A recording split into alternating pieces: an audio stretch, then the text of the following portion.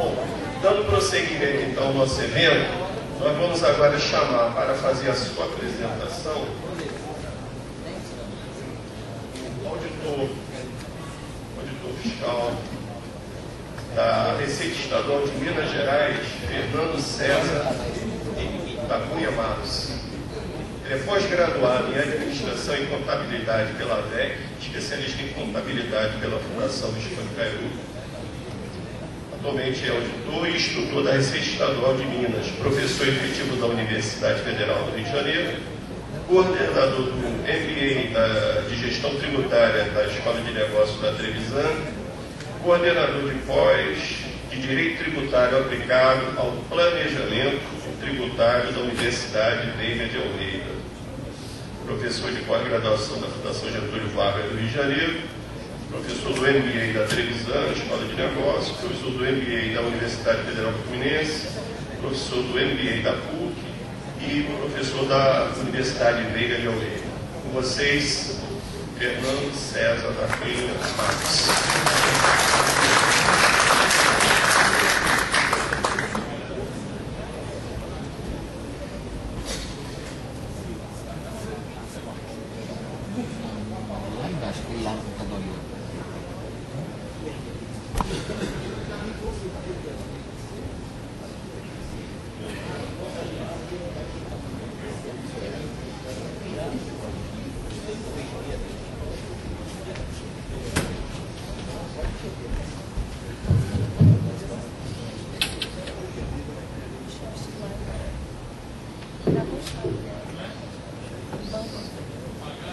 Vai projetar ali para baixar o...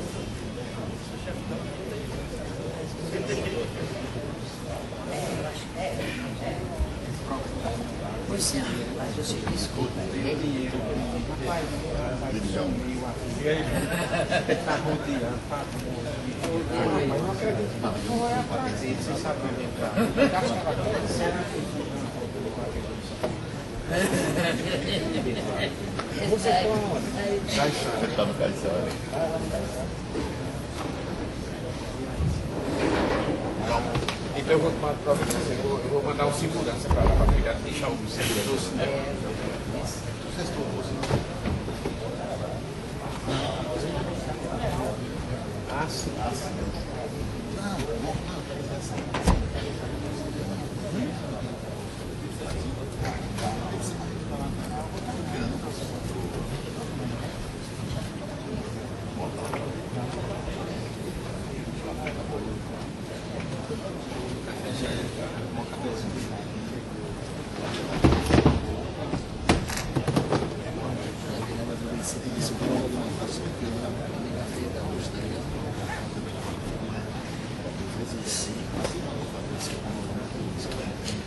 Bom dia, pessoal. Queria agradecer, antes de tudo, parabenizar o Sindipista de Paraíba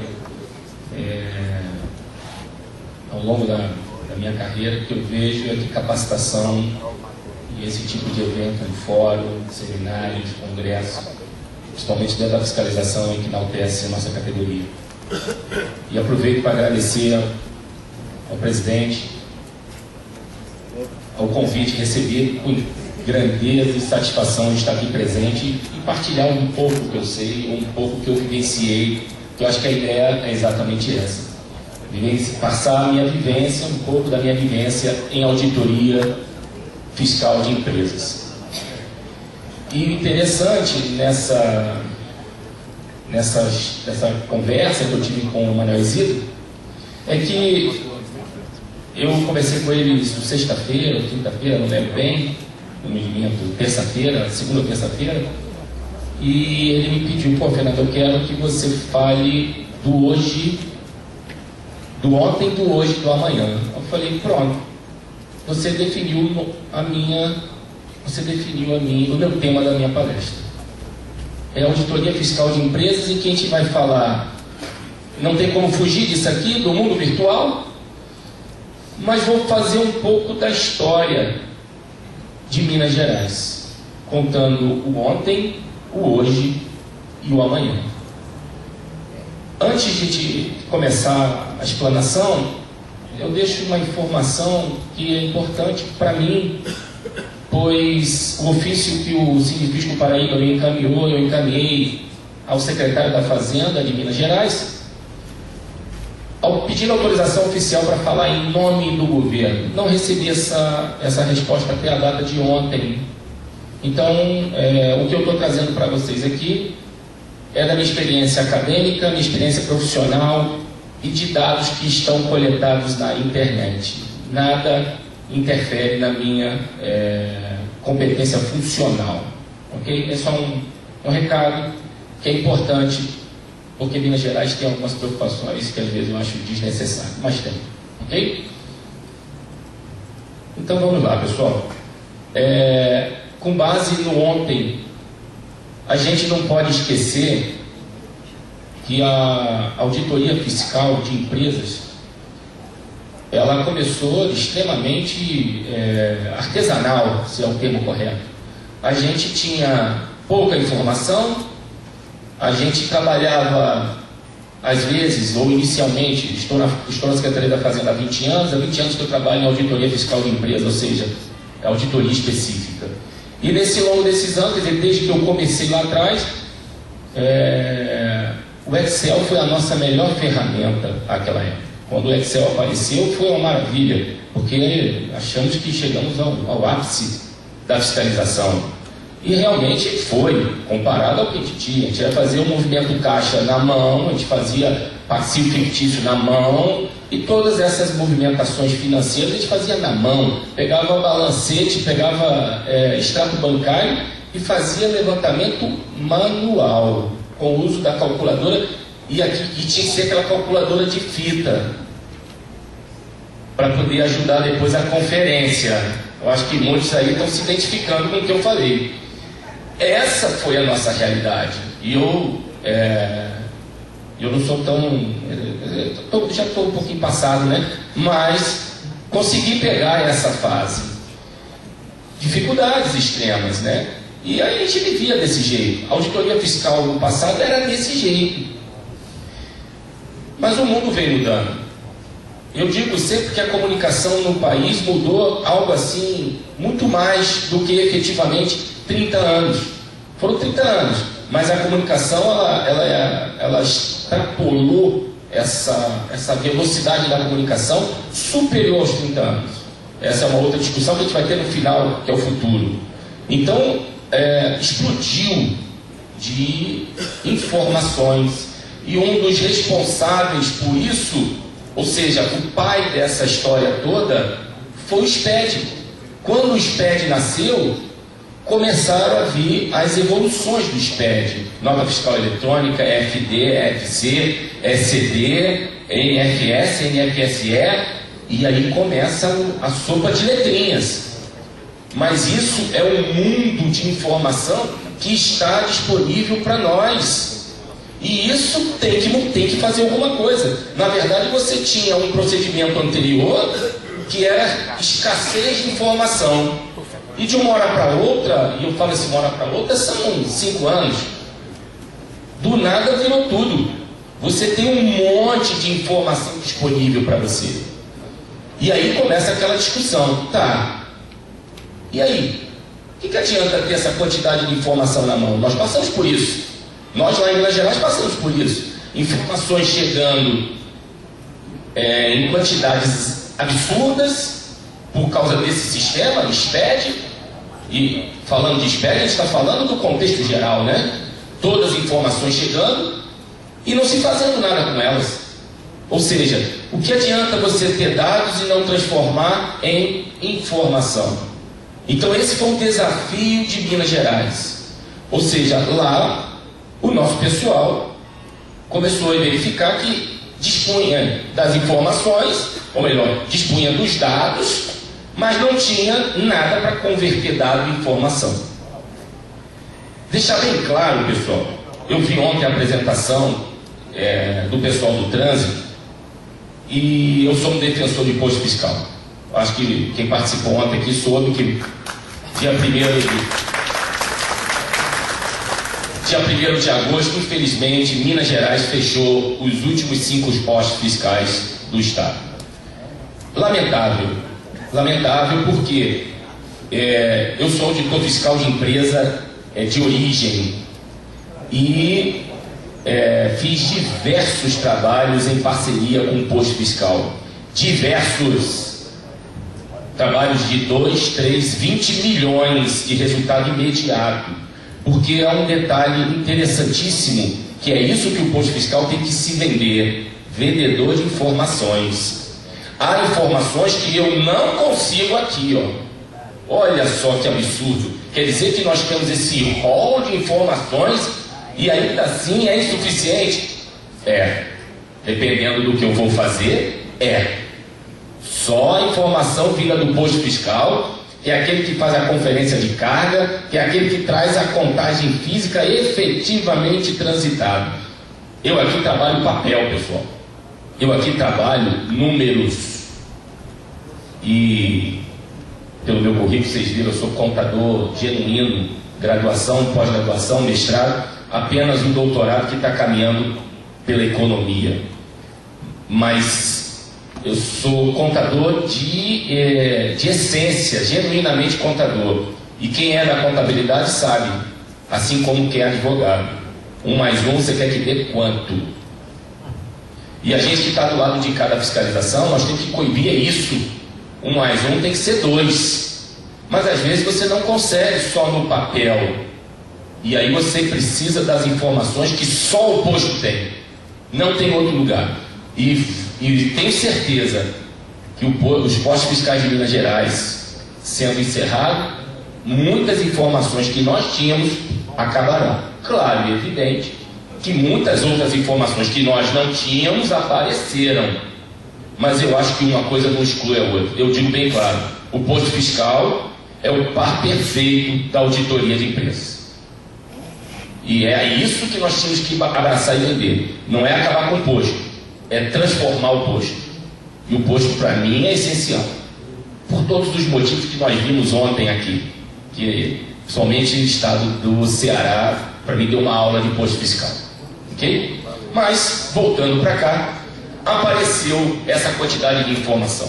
E essa quantidade de informação, pessoal, não apareceu esses problemas, quer dizer, que quando vem uma quantidade de informações como essa, esses problemas apareceu para nós, da fiscalização, de ter uma quantidade absurda até então, de dados, mas o contribuinte também descobriu que a gente tinha N possibilidades.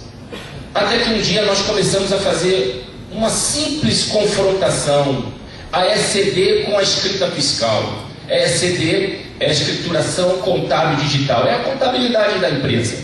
Nós simplesmente fizemos uma coisa básica, simples. Fomos lá, buscamos as receitas declaradas, receita de venda de mercadorias, lá na DRE. Confrontamos com que lá o documento que os contribuintes entregam mensalmente, que lá o nome é DAP, talvez aqui seja GIA, alguma coisa semelhante a isso. E aí nós descobrimos que na contabilidade era 1 milhão, exemplo, e para a Receita Estadual era 800 mil. Foi o primeiro trabalho de cruzamento que nós fizemos. Pelo menos aonde eu estava trabalhando naquela época. E aí começou aos cruzamentos de informação daquela quantidade de informações que estão disponíveis para nós. E o contribuinte descobriu que nós descobrimos isso. Eu digo que o contribuinte é o gato e o rato. A gente é muito mais lento que o contribuinte. Quando a gente acha que chegou, eles já foram embora há muito tempo, já estão lá na frente. E eles, em função dessa palestra aqui, eu fui fazer uma pesquisa do que existia na internet sobre auditor eletrônico. Aí eu botei lá, auditor eletrônico, entre aspas. Apareceu um monte de auditores eletrônicos. do contribuinte. A IOB, que eu acho que é uma palavra que todos conhecem, tem um auditor eletrônico e que oferece, e aqui eu estou mostrando para vocês, aqui ó, cruzamentos, análise da informação que se integra, EFD e CMS, que é o que nos afeta efetivamente, né? Eles estão fazendo uma pré-auditoria nas informações antes de nos entregar. Nós temos que criar um antídoto, não sei qual é ainda, porque eles estão preparando a informação que vão nos entregar. Então isso que eu peguei lá no passado, em que eu confronto a DRE com a DAB, isso vai morrer, porque eu não vou achar mais, só um desavisado que eu vou achar. E não é o único não, pessoal. Olha a outra aí, ó, e-auditor, é uma outra empresa oferecendo os serviços de auditoria eletrônica dos arquivos antes de enviar para o fisco. Ou seja, eles estão se defendendo. Ou seja, não é a verdade. A gente tem que entender que as informações digitais entregues podem não ser mais a verdade daquela empresa. E veja, continuando, olha a quantidade de arquivos auditados. Talvez quem está aqui na frente não vai ver, mas aqui tem os itens que mais nos interessam. Eles vão auditar todos os arquivos que estão sendo enviados para o SPED. Se quem adquirir este programa, provavelmente maquiará, descobrirá problemas no arquivo antes de enviar e vão propor ou vão tentar fazer uma arrumação para que esse item, ou seja, para que esse arquivo chegue já para nós trabalhado, ou seja, não é a verdade. E aí eu trago para vocês, pessoal, a quantidade de cruzamentos que eles vão fazer. Eles vão verificar a inconsistência do arquivo, confrontar EFD com obrigações estaduais, EFD com DAP, XML, nota fiscal eletrônica. Eles vão fazer cruzamentos que nós não fazemos. Tem cruzamentos aqui que eu nem imaginava, foi até uma boa ideia, que nós vamos levar para lá. Porque daqui que eu olhei, eu falei assim, tem cruzamentos que nós não fazemos a metade. E a metade? Nós não fazemos 1/3 desses cruzamentos. Nós não fazemos, volto a dizer, a fiscalização de Minas Gerais, eu acho que isso é a gente é mais lento que o contribuinte. E aqui eu vi a quantidade de cruzamentos possíveis e comecei a pensar, é verdade. Tudo que está aqui tem fundamento nos seus cruzamentos. E pessoal, eu só peguei os cruzamentos que nos afeta, que afeta a fiscalização estadual. Tem mais, mas aí afeta a municipal ou afeta a federal, que não é o foco da nossa discussão aqui. Então eu só trouxe para nós a quantidade de evolução que os contribuintes estão. Então eu cheguei à conclusão de achar que Minas Gerais estava na vanguarda da informação, descobri que não estamos. Descobri que nós estamos lá atrás. Eles estão anos-luz à nossa frente. Quando eu olhei isso, eu me abismei. Fiquei até de certa forma triste, porque achava que estava chegando ao contribuinte, descobri que não estou chegando ao contribuinte. Ele chega ao ponto, pessoal, de fazer uma das coisas que é mais interessante dentro do modelo do auditor eletrônico, já vou chegar nesse assunto, é a auditoria dos estoques, para saber se tem estoque negativo. Eu falei em algum lugar aqui, para verificar se o indivíduo tem estoque negativo. E detalhe, retroativo a 5 anos. Coincidência? Não é coincidência. 5 anos que é o período decadencial. A partir dali nós não podemos fazer mais nada. Então, é o nítido antídoto contra nós. É a vacina que eles estão usando contra nós.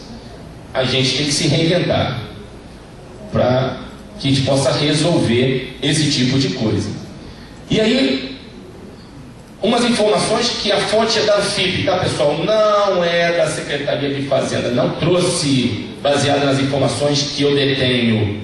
Eu trouxe fonte Anfip, está aqui embaixo, talvez os senhores ainda não consigam enxergar.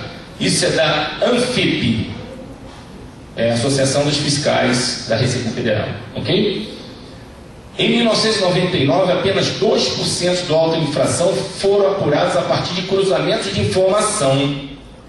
2%. Nada. Em 2006, esse número passou para 37%. E hoje já estamos além dos 60%. Isso é preocupante, porque as autoridades tributárias podem entender que basta cruzar. Cruzou, eu já tenho 60% dos meus ilícitos tributários. Mas não é. A gente vai chegar lá.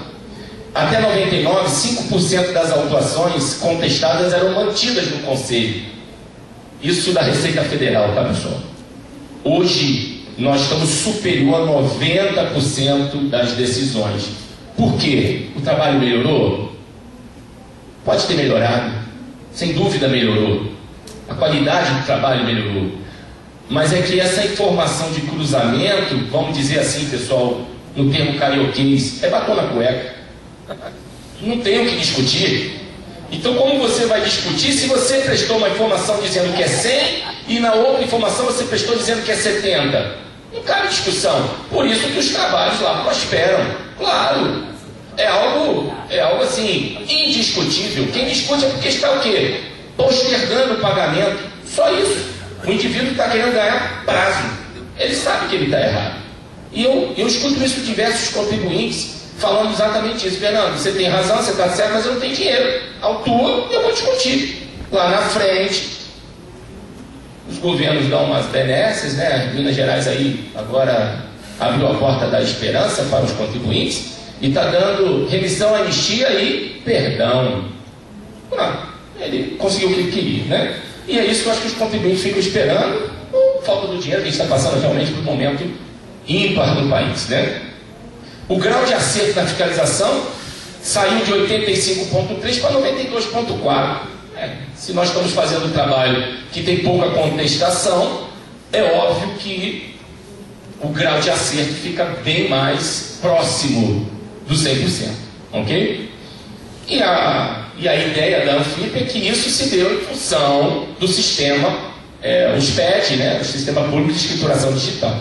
Sem dúvida, os trabalhos feitos pelas auditorias aumentaram muito na linha do cruzamento, coisa que não existia há um bem pouco tempo atrás. Então hoje, a quantidade de informações que a gente detém e os trabalhos baseados nessas informações aumentaram. Ou melhor, era de zero, não tinha nenhum. Era muito pouco cruzamento, na verdade eu quase não tinha cruzamento no passado. E passou a ter esse cruzamento. E é óbvio, né? Quando a gente começou a fazer cruzamento de cartão de crédito, não tinha o que falar. Eu pegava a lista do faturamento da empresa de quanto ela vendeu no mês de cartão de crédito. Aí você pegava lá a DAP, que é a informação fiscal que ela passava para o estado de Minas Gerais, era 1/10, 1/20, quer dizer, era 20%, 10%, 5% do valor. Era nesse nível. Tanto é que a gente é consumidor. Se vai comprar à vista, se você não pedir nota, à vista que eu digo em dinheiro, se você não pedir nota, ele não oferece. Mas se pedir no cartão, se você passar no cartão, ele nem discute, ele já te entrega o comprovante do cartão e da nota fiscal. Porque ele sabe que a gente faz cruzamento de cartão de crédito. Então, o comportamento do contribuinte muda. E é isso que nós temos que tentar fazer, é mudança de comportamento. E aí eu escutei ontem aqui, só não lembro de quem, a gente tem que se sentir presente, mesmo não estando. Mas o contribuinte tem que achar que a gente está a qualquer momento aparecendo, mesmo não aparecendo. Esse é o grande desafio que nós temos. De estar presente sem estar presente. De se sentir, ele se sentir fiscalizado ou controlado sem estar lá. Porque aí ele fica sempre com aquele receio. É uma missão difícil. E a nossa equação era essa aí, pessoal. A gente detinha uma quantidade de dados e nós precisávamos de uma máquina, nós precisávamos de um sistema, nós precisávamos de algum modelo para transformar esses dados em informação, automaticamente transformar em dinheiro. Mas, pessoal, eu escuto muitas pessoas falar assim, ah, isso aqui é o fim da fiscalização. Essa máquina aqui vai acabar com você, Fernando. Acaba não, pessoal. Passei por isso. Como eu contei, vivenciei essa transformação. Não existe entrar porco e sair linguiça, pessoal. Não existe. Vai melhorar o nosso trabalho, vai dar mais eficácia, mais eficiência no nosso trabalho, vai otimizar o nosso trabalho, isso não tenho dúvida. Estava conversando no carro com o Luiz Roberto e a conclusão que eu chego é que se no passado eu fiscalizava 2 empresas por mês, hoje eu consigo fiscalizar 4, 6. Provavelmente, certamente, o meu salário está sendo muito mais justificado do que no passado, em função das ferramentas que eu disponho hoje. Mas não elimina o auditor fiscal, não elimina o ser pensante, porque aqui tem vários botões para serem apertados, aqui tem vários comandos para serem feitos, tem várias decisões a serem tomadas, e essas decisões o computador não consegue tomar. Por quê? Porque elas são de uma possibilidade infinita. É uma combinação. Quem entende matemática sabe o que eu estou falando. É uma combinação de N números com N possibilidades. Porque cada contribuinte trabalha com um produto, trabalha de uma maneira, compra e vende de uma forma. E de acordo com o modelo do processo de compra e venda daquele contribuinte, você vai ter que trabalhar ou informar ou setar o processo para atender melhor. E ainda assim, lá no final, você vai ter que fazer alguns ajustes para adequar a situação, a regra, a redução de base de cálculo, a redução de alíquota, ou seja, a isenção, o diferimento e outras situações que a nossa legislação prevê. E que ele não consegue fazer isso preventivamente. Então, essa é a preocupação que muitos tiveram em Minas Gerais, de que a gente ia ser substituído por uma máquina. Está provado que não. Está claramente provado que isso não ocorrerá. Agora, uma coisa está provada também. Onde eu precisava de um auditor, de 10 auditores fiscais, hoje eu preciso aí de 2. Claro, é evidente que isso não tem como eu negar para vocês, pessoal. E falar baixinho, tá? Para que não saia dali. A gente vai ter, como já teve em Minas Gerais, redução do QEC, do quadro. Porque fica notório que aquele trabalho que você fazia no passado, que em 10 auditores faziam, hoje 3, 4. E olhe lá, fazem. E sobra tempo. Então, realmente, isso a gente pode começar a se preocupar. Ou seja, vai reduzir a quantidade de concurso. Tanto é que em Minas Gerais o último concurso foi em 2005. 2005, nós éramos 2.250 auditores. Hoje nós somos 1.600 auditores. Perdemos aí 30% dos cargos. Isso perdemos já na Assembleia. Foram extintos os cargos na Assembleia. É público. Se entrar lá na internet, na Assembleia de Minas Gerais, vai estar lá a redução de 833 cargos. Então, isso é fruto disso. Não tenho dúvida. Fruto disso não. Fruto de toda essa nova forma de fiscalizar. Eu não tenho dúvida. Mas sempre precisará do auditor, sempre precisará do fiscal, sempre precisará do ser humano, seja lá o nome que seja dado a esse indivíduo, para operar essa máquina aqui. Ok?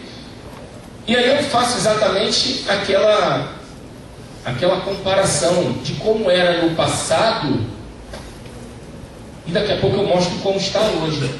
Ou seja, no passado a gente vivia disso aqui, pessoal. Tá facinho de... Talvez se eu esqueci alguma coisa ou outra, alguém pode me citar aqui, mas a gente vivia disso. Livro de fiscal de entrada, livro de fiscal de saída, apuração de ICMS, alguns demonstrativos fiscais que a gente fazia, livro de inventário, apuração de estoque, livro caixa e notas fiscais físicas, lambendo nota uma a uma. É o que a gente fazia.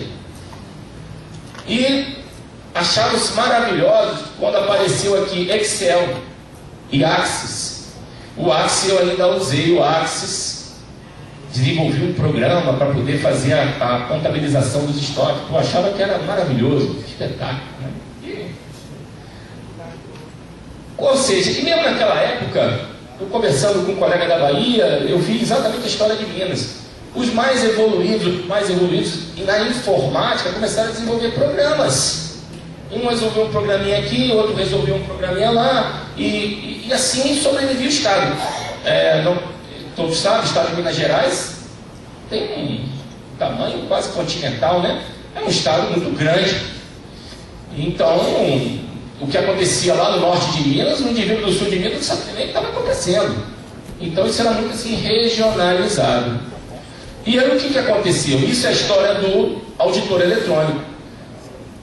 Um cidadão, um fiscal, ou dois auditores fiscais, os Nelsons, coincidentemente é Nelson Campos e Nelson Salvador, são dois Nelsons, resolveram montar um aplicativo, ou na verdade, concentrar todos esses aplicativos num lugar só. Então, se alguém me perguntar assim, o que é auditor eletrônico? O auditor eletrônico está para o nosso computador, o Windows.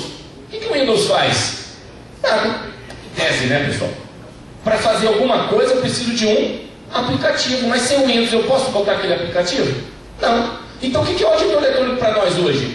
O Windows, que ele pegou os aplicativos, os melhores aplicativos de cada área, de cada tipo de autuação, de trabalho, e jogou num lugar só. Então hoje, se eu quero mexer com substituição tributária, está lá o aplicativo da substituição tributária onde? No auditor eletrônico.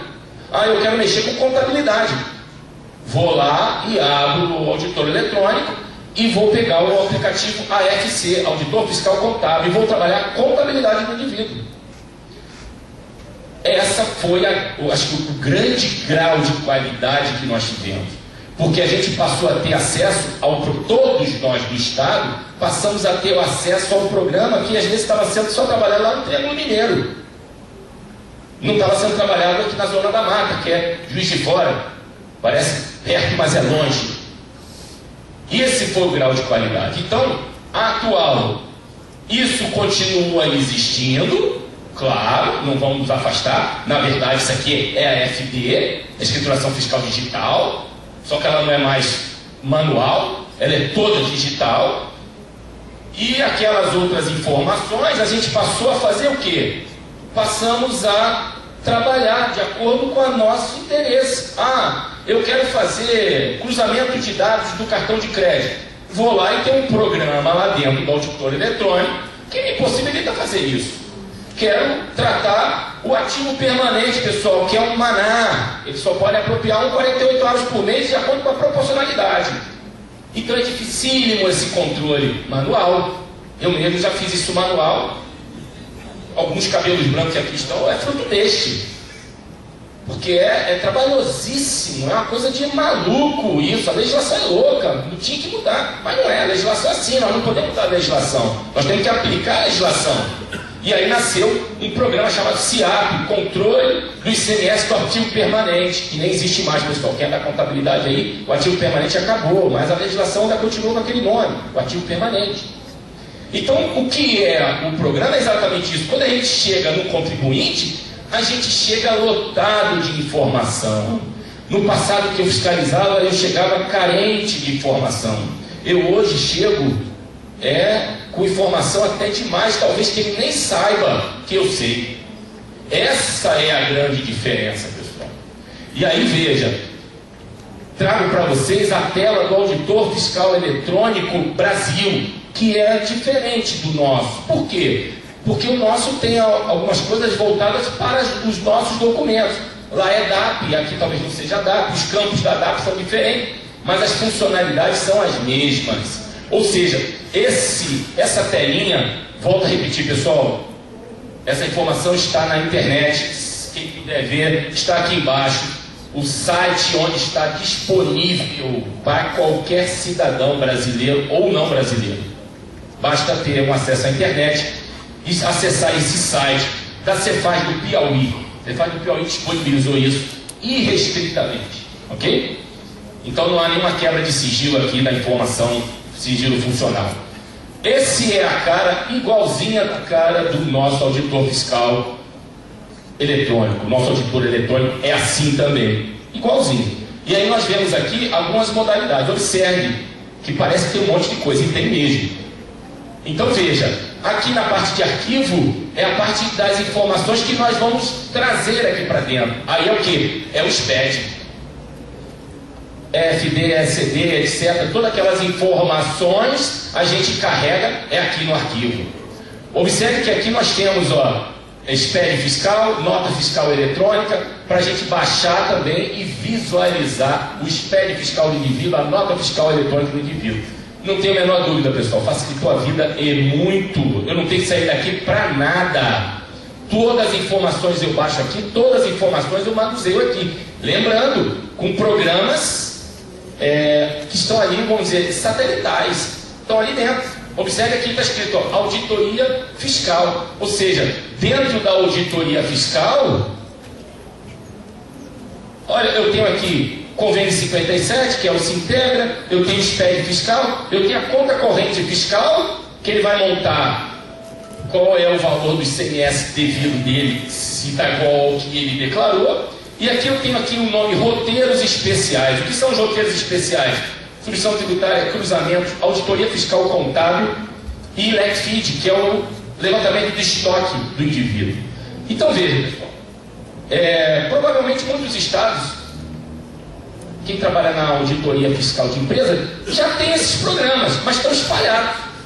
Um está ali, outro está lá, outro está acolá. Não deve ser diferente nem muito do nosso. A diferença do nosso é só essa: está concentrado, está tudo dentro de um lugar só, fácil, você não tem que procurar nada. Instalar auditor fiscal, auditor eletrônico na sua máquina, e aí sim, curso, né, pessoal? Capacitação, muita capacitação, porque cada programa desse aí, especificamente eu cuido do auditor fiscal contábil. Eu na verdade eu introduzi na Secretaria da Fazenda, dando crédito à pessoa certa, Gilberto Ramos. Você sabe bem que era o Manuel Isidro. O Gilberto Ramos, ele era um apaixonado pela contabilidade, e eu também. E dois apaixonados há 10 anos atrás resolveu desenvolver um trabalho de fiscalização baseado na contabilidade, coisa que Minas Gerais, eu não sei o caso de vocês, mas Minas Gerais se afastou naquela época.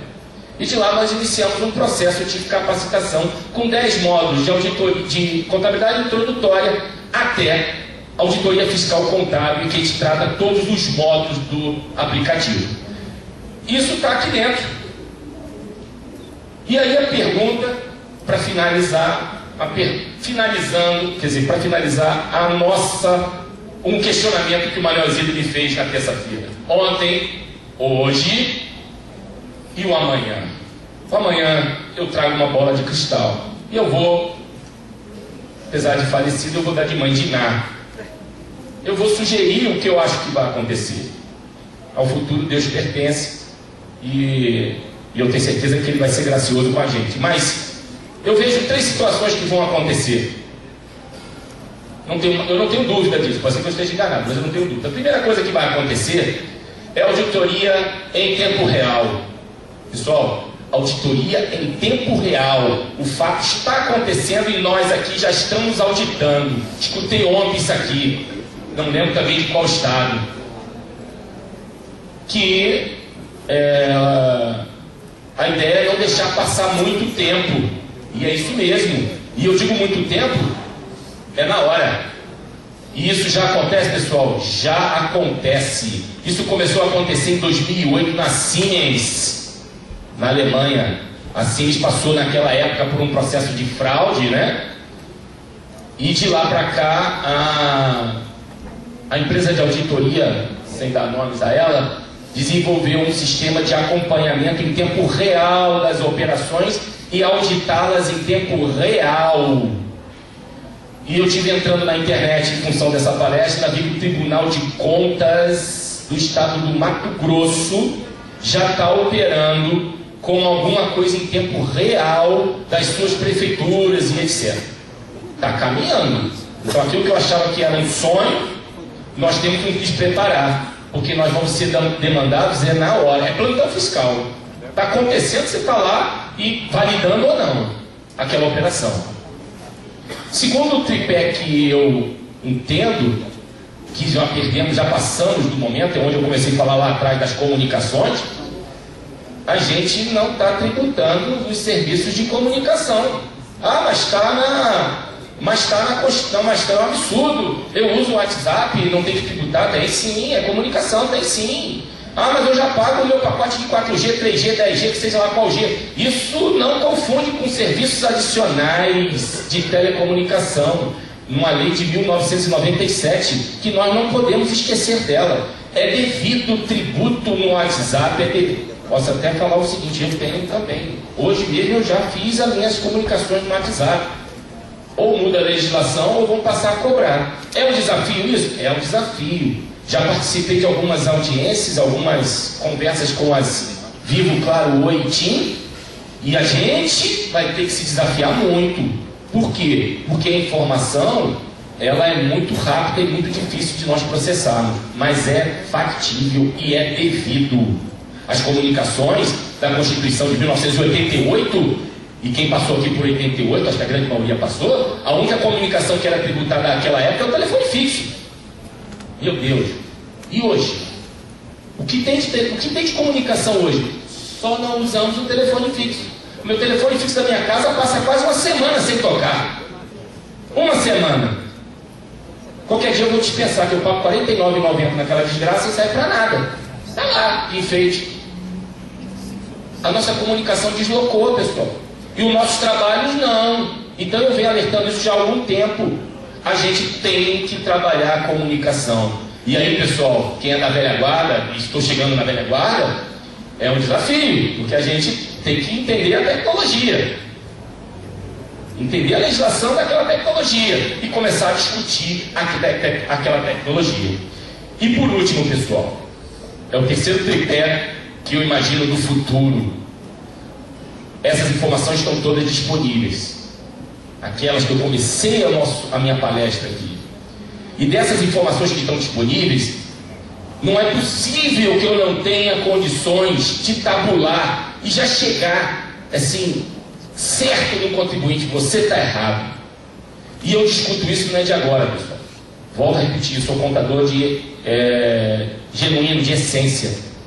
E sempre me perguntavam, aquela quantidade de indicadores contábeis não serve para nada, não é possível que eu não consiga, baseado no nos balanços da empresa, tirar uma conclusão do que está acontecendo com aquela empresa.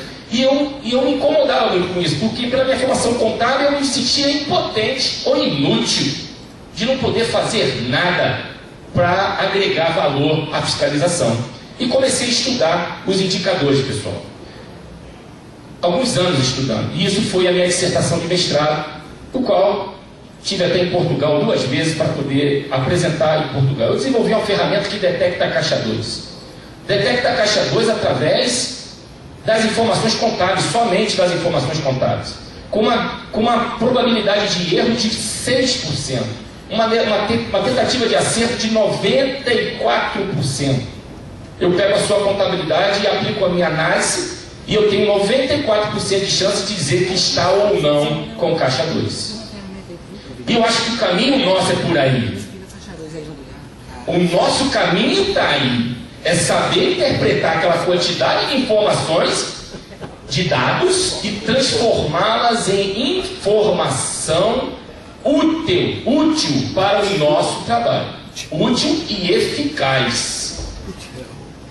Isso eu fiz em 2000.